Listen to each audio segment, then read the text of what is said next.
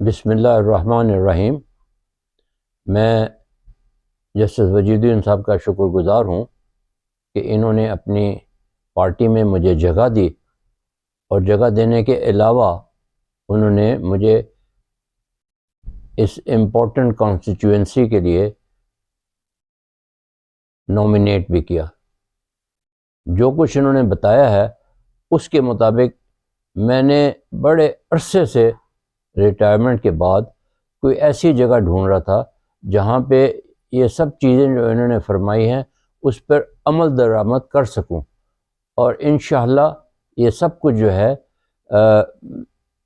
میں نے بہت سے ممالک میں